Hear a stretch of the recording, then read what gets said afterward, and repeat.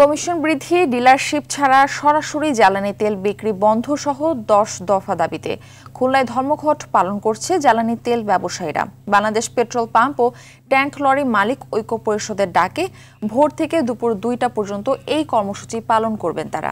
পদ্মা, মেঘনা ও যমুনা ডিপো থেকে জ্বালানি তেল উত্তোলন বন্ধ রেখে ট্যাঙ্ক লরি ভবনের সামনে মালিক ও শ্রমিকরা অবস্থান নিয়ে ধর্মঘট শুরু করে। এতে খুলনার 10 জেলা ও ফরিদপুরের 5 জেলায় তেল বিপণন, পেট্রোল পাম্প ও ট্যাঙ্ক লরি চলাচল বন্ধ রয়েছে।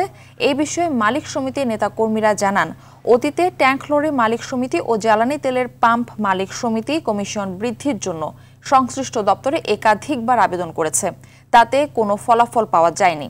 এ সময় অবিলম্বে 10 দফা বাস্তবায়ন না হলে অনির্দিষ্টকালের জন্য ধর্মঘটের হুঁশিয়ারি দেন নেতাকর্মীরা। দর্শক, এই বিষয়ে বিস্তারিত জানাতে খুলনা থেকে আমাদের সঙ্গে সরাসরি যুক্ত হচ্ছেন সহকর্মী SM মনিরুজ্জামান। মনিরুজ্জামান, ধর্মঘটের বিষয়ে কি কি তথ্য আপনি জানতে পেরেছেন জানাবেন। হ্যাঁ মারফি, যেমনটা বলছিলেন, কমিশন বৃদ্ধির যত্রতত্র খোলা স্থানে তেল বিক্রয় বন্ধ সহ 10 দফা দাবি আদায়ের লক্ষ্যে আন্দোলন করে আসছে ট্যাঙ্ক লরি অনার্স অ্যাসোসিয়েশন। তারা কিন্তু দীর্ঘদিন ধরেই তাদের এই দাবি আদায়ের জন্য আন্দোলন করে আসছে।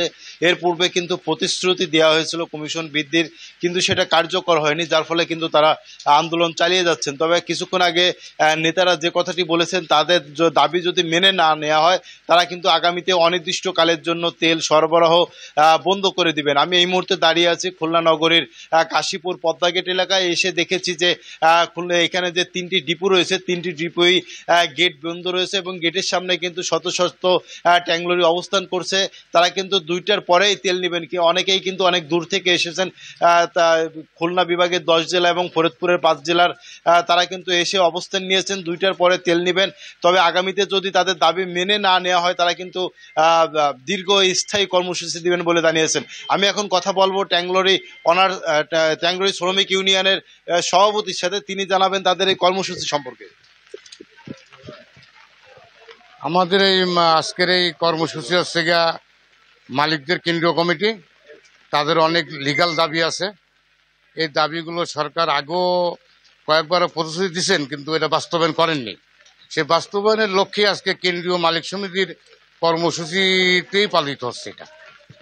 হ্যাঁ, যেমনটা শুনছিলেন যে তাদের দীর্ঘদিনের যে কর্মসূচি ছিল, সেই কর্মসূচির ধারাবাহিকতায় আজকে তাদের কর্মসূচি চলছে এবং তাদের দাবি মেনে না নেওয়া হলে আগামীতে তারা স্থায়ী কর্মসূচি দিবেন। অর্থাৎ তাদের যে কর্মসূচি আজ 2টা পর্যন্ত রয়েছে, এটা কিন্তু একটানা কর্মসূচি দিবেন বলে তারা জানিয়েছেন।